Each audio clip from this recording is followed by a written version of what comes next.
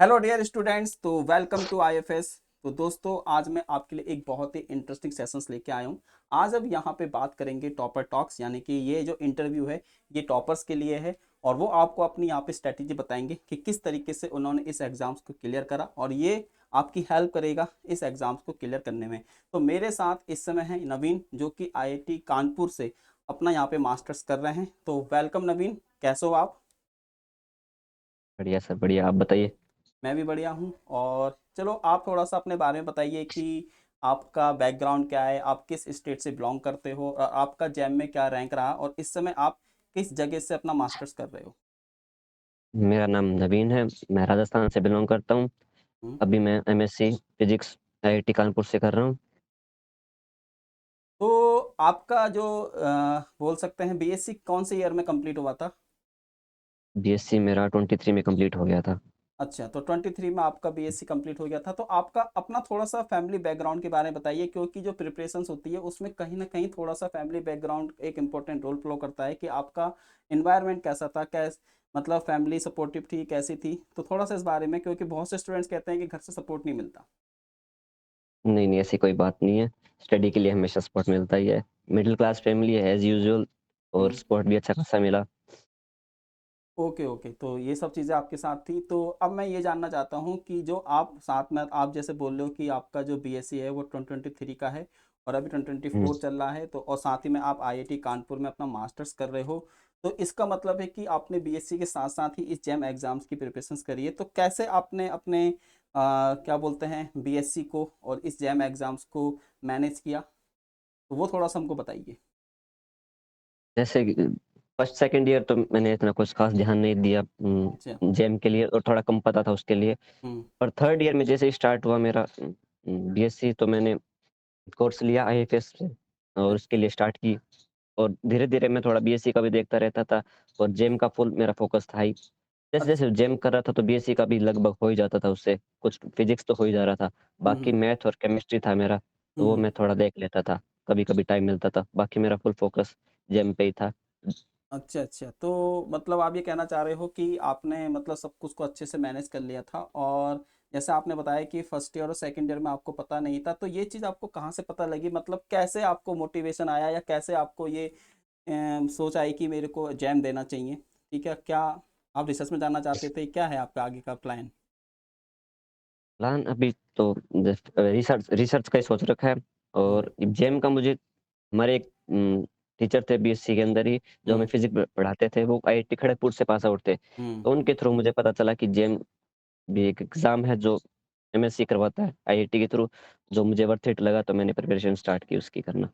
एक क्वेश्चन अक्सर स्टूडेंट्स के मन में ये आता है कि थोड़े से जो हमारा अब जैसे आईआईटी के मतलब जैम का जो नाम है वो आईआईटी के साथ जुड़ जाता है।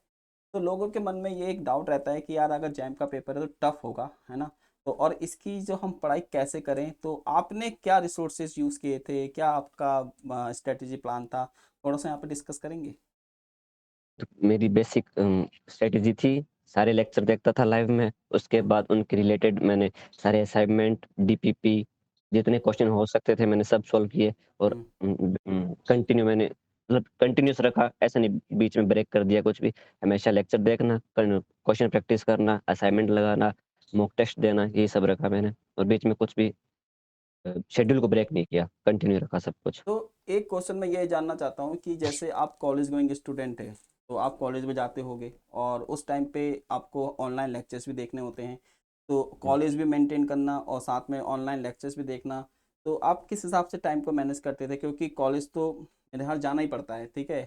तो वो किस हिसाब से उसको मैनेज करते थे?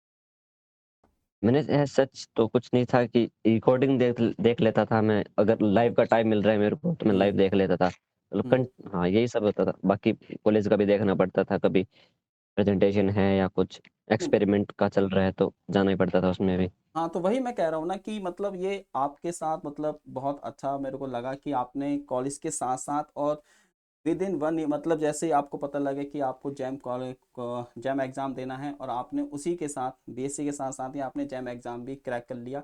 नहीं तो यहाँ लोगों को 1 साल 1.5 साल की प्रिपरेशन लग जाती है, फिर भी वो नहीं निकाल पाते हैं।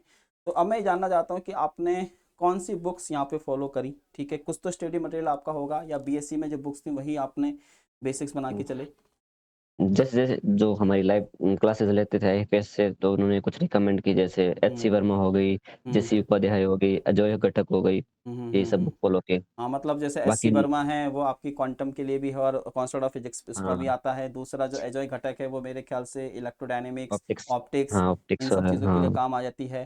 ठीक है। हुँ, और जो जेसी उपाध्याय मेरे ख्याल से मैकेनिक्स के लिए बेस्ट हाँ जी, बुक है। हाँ, तो हाँ। मतलब ओवरऑल आपने स्टैंडर्ड बुक्स जो हम यूज़ करते हैं हाँ, वही स्टैंडर्ड आपने। बुक्स हाँ, वही हाँ, फॉलो की। वही। बाकी सर के नोट्स तो होते ही थे, उनसे भी अच्छी खासी हेल्प हो हम्म, जाती थी।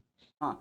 और एक क्वेश्चन ये है कि क्या टेस्ट सीरीज और मॉक टेस्ट ने आपकी प्रिपरेशंस में कुछ एनहेंसमेंट दिखाया, मतलब कुछ इम्प्रूव हुआ मॉक टेस्ट और टेस्ट सीरीज से? हाँ, मॉक टेस्ट बिना तो शायद नहीं हो पाता। हाँ, हम्म, मॉक टेस्ट से पता चलेगा कि आप कहाँ स्टैंड कर रहे हो, हम्म, कौन-सा वीक टॉपिक है, और हम्म, उसका एनालिसिस बहुत इंपॉर्टेंट है अभी तो फिलहाल।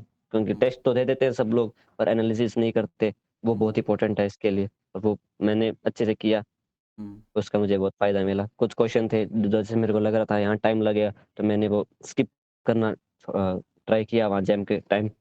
हम्म। तो ऐसा कौन सा सब्जेक्ट है, क्योंकि मैंने देखा है कि नाइन हमारे पास 7 सब्जेक्ट्स होते हैं, तो 7 सब्जेक्ट में से आप किन 4-5 सब्जेक्ट को रिकमेंड करोगे कि अगर स्टूडेंट सिर्फ इतना ही कर ले तो उसका जैम में हो जाएगा? वैसे तो क्वांटम हो चुकी है, हम्म, कैटीजी, इलेक्ट्रोडायनामिक्स हम्म। और एमएमपी हो गया, क्वांटम हो गया क्लासिकल। और क्लासिकल हो गया। हाँ, मतलब ये मतलब जो हमारे जो बेसिक सब्जेक्ट्स हैं, जो हमारे ऊपर के 4-5 हाँ, सब्जेक्ट हैं, अगर उनको भी हम अच्छे से 4-5 कर लें तो हमारा, क्योंकि बहुत से स्टूडेंट्स कहते हैं कि वो इलेक्ट्रॉनिक्स में कंफर्टेबल नहीं है। कुछ स्टूडेंट बोलते हैं कि उनको वो first time solid state physics पढ़ रहे होते हैं तो सॉलिड स्टेट फिजिक्स उनको समझ में नहीं आता है। तो मुझसे भी अक्सर ये क्वेश्चन पूछते हैं कि सर क्या हम इलेक्ट्रॉनिक्स और सॉलिड स्टेट फिजिक्स को स्किप कर सकते हैं? तो आप इसमें क्या राय दोगे अपनी? क्या ये दो टॉपिक छोड़ देने चाहिए प्रिपरेशंस के दौरान? मुझे मुझे ऐसा लगता है कि को टॉपिक तो शायद कौन-सा भी नहीं छोड़ना सकते। ऐसा हो सकता है हम कोई सब टॉपिक छोड़ सकते हैं कुछ पर्टिकुलर सब्जेक्ट से, जो लग रहा है कुछ हार्ड है। जैसे हाँ। क्लासिकल होता है, उसमें रोटेशनल पार्ट बहुत ज़्यादा हार्ड लगता है सभी को। हुँ, मुझे हुँ, लग रहा है वो आप छोड़ सकते हो अगर नहीं हो पा रहा है। उसमें हुँ, से ईज़ी क्वेश्चन बना लो। अगर हुँ, बाय हुँ, चांस कोई क्वेश्चन ईज़ी आता है तो आप लगा लोगे, हार्ड आ रहा है तो छोड़ना ही है ही। हुँ, ऐसा हुँ, मुझे नहीं लगता कि पूरा टॉपिक ही हम छोड़ दें। बाय चांस कोई क्वेश्चन ईज़ी आ रहा है तो वो सब बना लेंगे, आप नहीं बनाओगे तो वो फिर रैंक हुँ। में फ़र्क कर देगा आपको। तो अब एक क्वेश्चन मेरा ये था कि आपके मतलब मैंने पहले भी पूछा है कि आपके अभी आने वाले फ्यूचर गोल्स क्या हैं, कि मतलब आप अपने आप को कहाँ देखना चाहते हो इन 1-2 साल में? अभी तो मैं अभी तो नेट का होगा एग्ज़ाम, वो देना प्रेफ़र करूँगा और साथ में अभी रिसर्च का ट्राई करूँगा अगर मतलब कहीं अभी हो जाए तो। हाँ, अभी आप ये हाँ। बोल रहे हो कि जो आप सीएसईआर नेट का जो एग्ज़ाम है वो अभी आप दोगे? हुँ। अच्छा, तो मतलब आपका यह है कि आप सीएसईआर जेआरएफ भी आगे चल के क्वालीफाई करना चाहते हो, है ना? Yes sir. तो ये है मतलब रिसर्च, मतलब आपका पूरा का पूरा जो ब्रेन है, जो आपने अपने दिमाग को लगा रखा है वो रिसर्च ओरिएंटेड लगा रखा है कि आपको रिसर्च में ही जाना है आगे। ठीक है। हुँ। तो अच्छी बात है। और लास्ट में आपको बस इतना बताना है कि कुछ स्टूडेंट्स को आप टिप्स देना चाहते हो, तो आप उनको क्या बताना चाहते हो?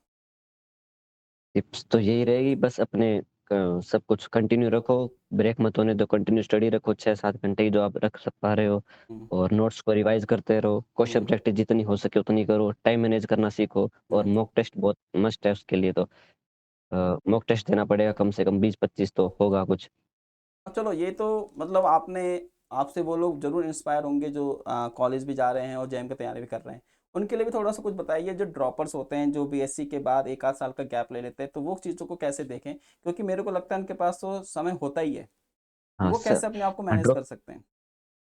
मैनेज अगर कुछ आपने कोर्स या कुछ डिग्री हम्म, कर रहे हो तो उसका थोड़ा टाइम निकाल के आप हम्म, कोर्स तो कर ही रखा होगा, ज़्यादा हम्म, से ज़्यादा क्वेश्चन प्रैक्टिस करनी चाहिए उनको और हम्म, मॉक टेस्ट देनी चाहिए। हम्म, जितना हो सके क्वेश्चन प्रैक्टिस पर उनको फोकस रहना चाहिए क्योंकि उन कॉन्सेप्ट वगैरह तो उन्होंने कर रखा होगा, ड्रॉपर है तो हम्म, हम्म। तो नोट्स ठीक है वगैरह फिर सब नवीन, होंगे उनके आपसे टाइम। मतलब बात करके अच्छा लगा, और आई होप आपकी आगे आने वाली जर्नी भी बहुत अच्छी रहेगी, और हम दुआ करते हैं आपका सीएसईआर नेट एग्जाम्स भी अच्छे से क्वालिफाई हो, और आपने जो फ्यूचर प्लान्स बनाए हैं अपने रिसर्च में उसमें भी आपको सक्सेस मिले।